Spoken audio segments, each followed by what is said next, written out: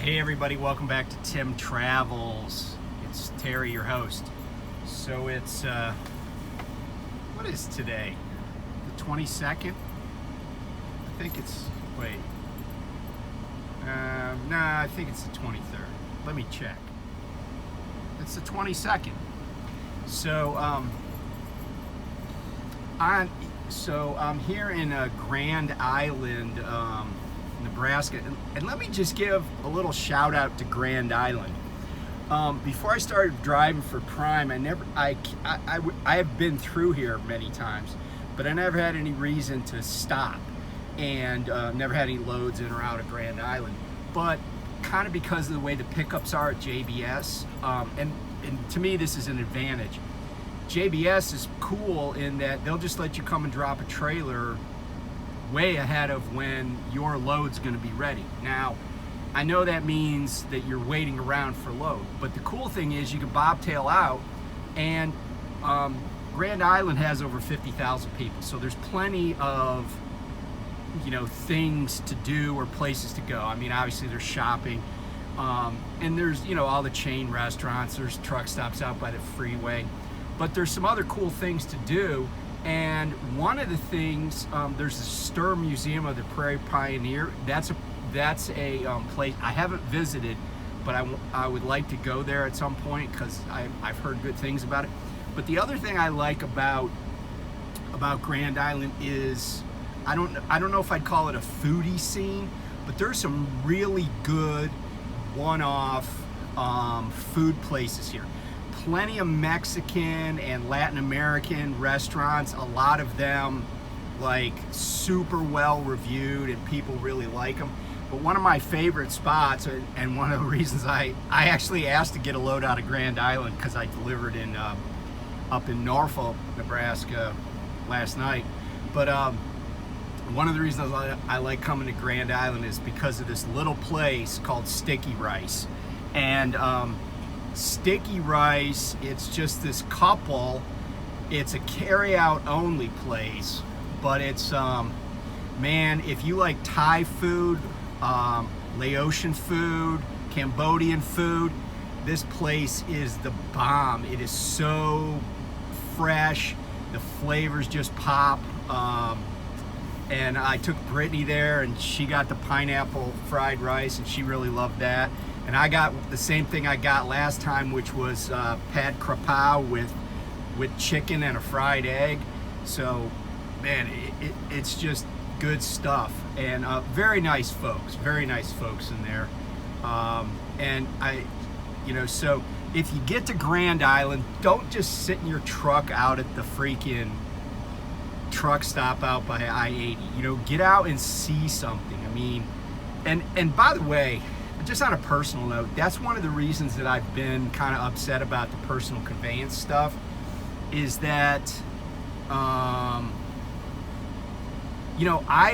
get out and do things, right? Like I look at my job as a way to go places that I might not otherwise go, and so I like to go see things. And I've PC'd the historic sites, cool restaurants, places to ride my bike, places to go hiking, to kind of break up the monotony. And and I think lots of people have talked about it, and I know I'm kind of running on about this, but lots of people have talked about the psychological effects of trucking and just being in a truck all the time, and being by yourself.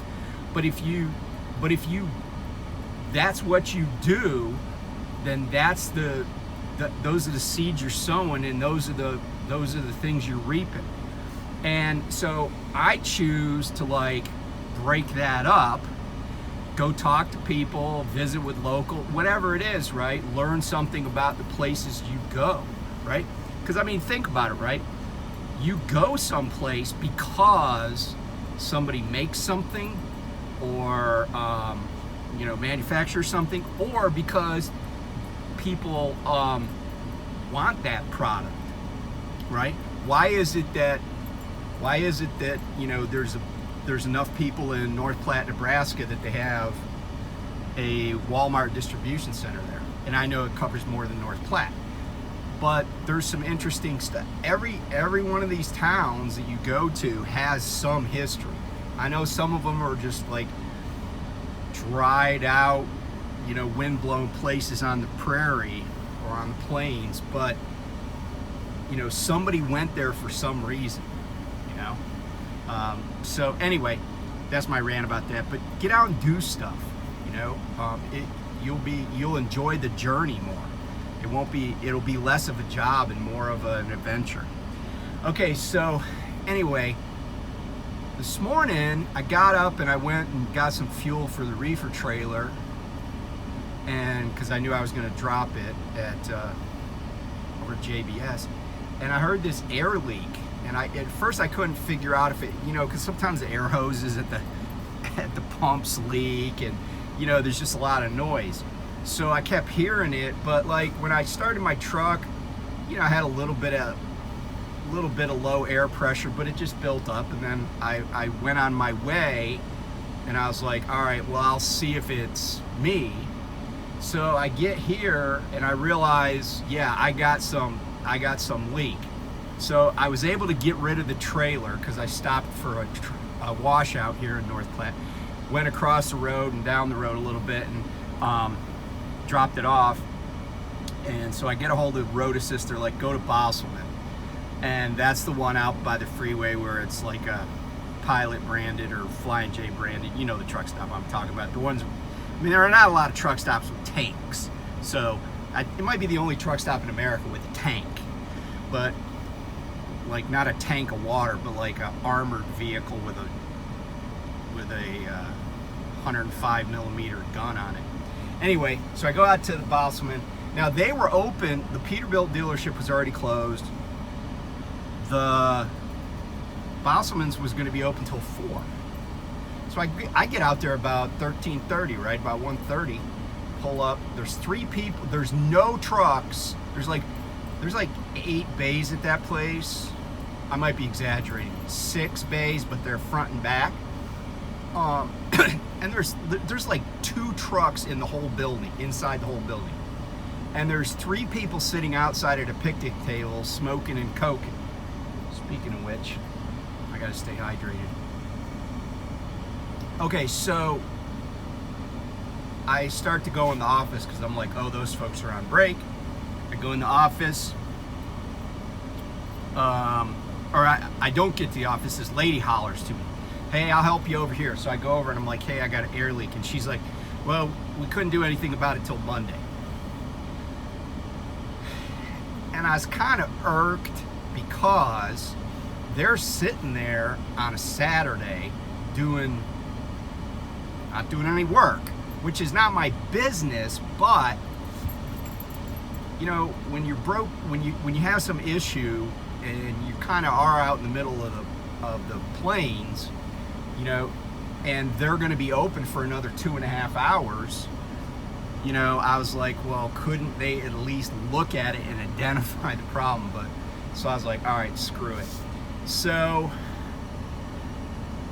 I was like, all right, well, I got to keep my priorities straight. So, by the way, I know an audible air leak, you know, you can get shut down for. I get all that. So I was like, all right, because I wasn't, you know, I was like, if I can't get this fixed till Monday, then I can't get it fixed. I'll just get the load taken off me. So, you know, I had contact with RA and dispatch. So I'm like, all right, well, I'm hungry. I'm going over to Sticky Rice. So Brittany and I go over there. We get our carry out. We come to this parking lot that I call it one of my secret train watching spots. And it's right down by the UP tracks. But the cool thing about it is, from here I can also see the BNSF line. That there's a bridge just a little bit east of here, and so I can see the bridge and the BNSF unit coal trains coming from the Powder River Valley cross over the Union Pacific main line here that's moving east and west. So that's a north-south BNSF line. And that, by the way, if you're keeping track at home, that's a line that goes up through Alliance, Nebraska. They have a huge facility. BNSF has a huge facility up in Alliance. So anyway, I park and I'm like, I said to dispatch and RA, I said, look, I'm gonna park and I'm just gonna not go anywhere so the pavement under my truck cools down, because it's about 90 degrees here today and there's like no clouds in the sky. It's pretty warm, and it might even have been a little warmer than 90 at some point. So I'm like, all right, I'm gonna eat, take a nap, and then I'm gonna get under the truck. So I did that. Now here's it. So, but I started the truck up. You know, my secondary air pressure wasn't building up, and I'm sharing this story with you because I know somebody this happened to on it with a Peterbilt, but I didn't remember him telling me the story until I was under my truck, which was okay because I really did need to get under there to see what was going on. So I get under there and I crawl in under the catwalk, and I actually I don't low crawl, I back crawl up to underneath, you know, where I'm sitting basically. And by the way, just a little pro tip: your exhaust pipe is going to be really hot even several hours after you shut the truck off when it's like 90 degrees outside. Just letting you know. Actually, I knew that. I knew that, and I was trying to avoid it, and then on the way out I touched it briefly. So anyway, I got up there, and what is it? Somehow one of the air drain cables from one of my air cylinders had wrapped itself, basically it's loose, right? But then it caught on something to where it was, and I guess because the truck was flexing or whatever, so it like hooked, and then once the truck went back to a normal position or whatever, like it wasn't bouncing around, it pulled, it was tight enough that it was releasing the drain, at least partially. Because my air could build up if I like revved up the engine, I could overcome that drain being open and I could keep moving. But as soon as I came to like a traffic light, all the pressure would start to bleed off and stuff. So anyway, I got that, I unlooped it. The thing I mean, this is a nice truck, but it's not that user friendly. You know, like on my Freightliner, there's that little panel, that little silver panel right above the steps that opens up, and you can see your batteries, you can see the air tank drain cables. But here, I honestly, unless I'm missing something, I don't know how you get to those cables. Like, I don't even know where they go. Like, it just goes up and into a cave, basically. And I mean, I now know that I can reach them by bending down and lifting up that little air dam thing on the side of the truck, but it still seems like pretty weird. I feel like with a truck this expensive, I should just be able to push a button here in the cab and release those drains. You know, just like having a fifth wheel release. I had an International, I had an inside fifth wheel release. That was nice. But anyway, so once I got under there, I was like, it was a little eureka moment. So anyway, I share that with you because, you know, when you hear drivers talk about problems they have, it's something to put into your little history bank, right? And say, oh man, I gotta think about that. And sure enough, they haven't, from the year truck that this guy has till now, Freightliner hasn't done anything about fixing that. And I guarantee other people have had that happen, but they've paid to go into a shop to have somebody go, oh, this cable was just, you know, hooked around a fitting and it was pulling open the drain. So I'm glad I got that done. I don't have to get rid of my load. Everything's cool. And I'm just waiting for the call, you know. So I wanted to talk though about this weird, well, maybe not weird, but this epiphany that I had the other day, this, you know, this kind of revelation. And I was like, because I pay attention to what the freight market's doing. I pay attention to tender rejection rates. And if you don't know what a tender rejection rate is, the tender rejection rate measures the number of times or the percentage of loads that are rejected by carriers of the first resort. In other words, let's say that, back when, say a year and a half ago, people would be like, I would get these messages on the weekend, hey, Western States Sales has, 830 loads, but we only have 670 trucks available, so if you can please make sure you get this done, blah, blah, blah, right? Well, so what was happening is Prime was rejecting loads for its drivers. Now, it doesn't mean that Prime brokerage wasn't brokering those loads to some other carriers, but what it means is that when the higher the rejection rate, the tender rejection rate is, the more cargo is going to show up needing to be carried on the spot market. So, I pay attention to that tender rejection rate because I look at it as kind of an indicator, a harbinger of what, that things might be getting better and stuff. But here's the thing. Before COVID hit, we were at, I'll just call it a normal level. And then COVID hit and things changed. And what changed was people quit going out. So while that hurt restaurants, bars, hotels, what it meant was people spent a lot of money staying at home. And people were, a lot of people lost their jobs, but there was a lot of government aid that poured into people's bank accounts. And also a lot of people kept their jobs, but didn't have to spend nearly as much on commuting, working clothes, fuel, childcare, all that stuff, right? Right? People went to work in their pajamas. And so what people bought changed.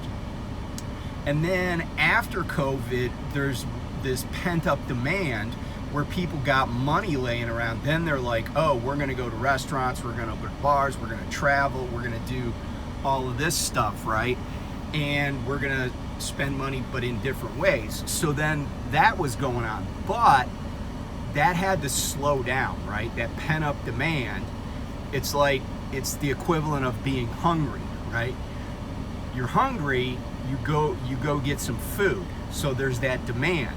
But once your appetite is satiated, then the demand for food, in other words, your body saying, oh, I'm hungry, get me a Big Mac, goes away. You don't buy a fourth Big Mac because you already ate 3 of them or whatever. Don't do that, by the way. So, I'm wondering, because people have kept saying, oh, where's the bottom? When are we gonna just hit the nadir, and when's the curve gonna start coming up?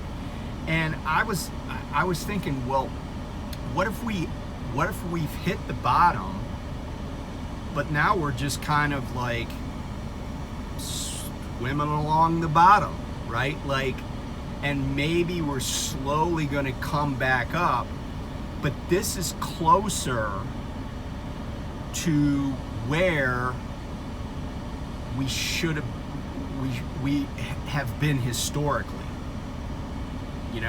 So I've been driving. I've had a CDL for a little over 4 years, but I was hauling stuff in my Sprinter. But that market is different. That's just a lot of my customers were dealers of art or vintage furniture or something. So they're it's they're the Rolex salesman of the carrier industry, right? There's certain people that it doesn't really matter. But those people, even though they're super wealthy, they don't want an entire truckload of meat or an entire truckload of lettuce or, you know, an entire truckload of toilet paper, right? That's not what we do. So, you know, I hope I'm wrong, because I do think a lot of people really do need to get that that upward trajectory to maybe recover a little bit. But I just want to plant the seed that maybe it doesn't come back to where it was. That's not what the next peak is going to look like. The next peak is going to be significantly less. And if you don't keep your powder dry, if you don't put money away, if you don't prepare for the next valley, then when we come down from that peak, you will definitely not be ready for that. And when I say you, I don't mean, I mean individual drivers, but I also mean trucking companies. You know, there are trucking company. I mean, look, USX couldn't get it done at the peak, and then when the valley came, it was all over but the crying, right? They were carrying too much debt. Same thing with Yellow. Yellow's going to go. I will be shocked if Yellow doesn't file a bankruptcy petition on, you know, Monday. Maybe it's Tuesday, maybe it's Wednesday, but it's gonna be this week, because I think the Teamsters are gonna strike them, and as well they should, because look, and this is different than the UPS situation, but if I was a Teamster at Yellow, I would be pissed, because Yellow has failed to put money away for pensions and health care. But I guarantee their executives were still getting paychecks, and they were still doing all this other stuff.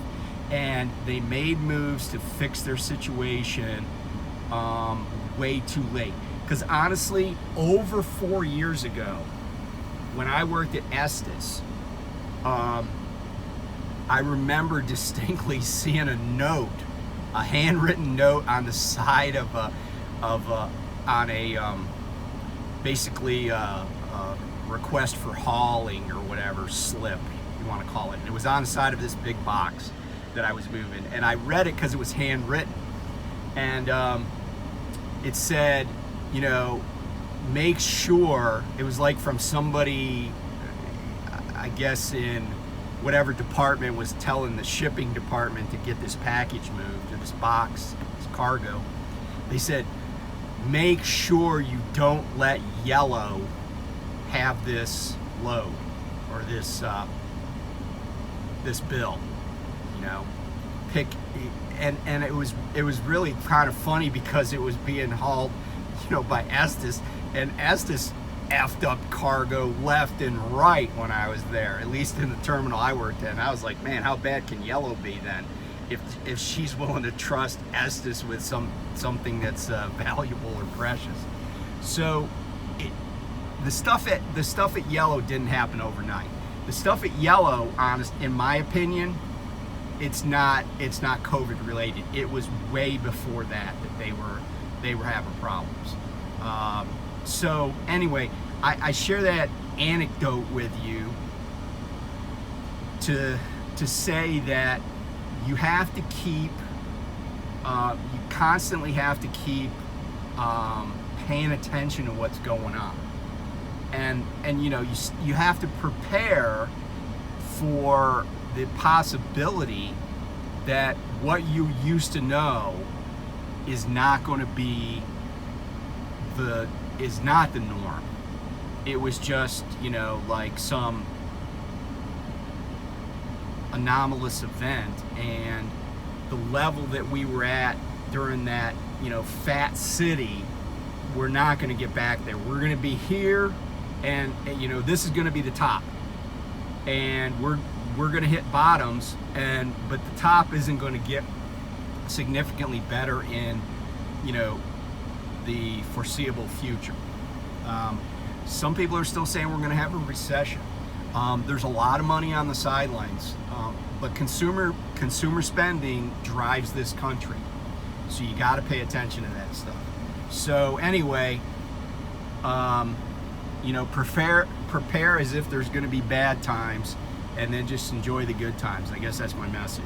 So anyway, I will talk to you soon. Thanks for watching. Bye.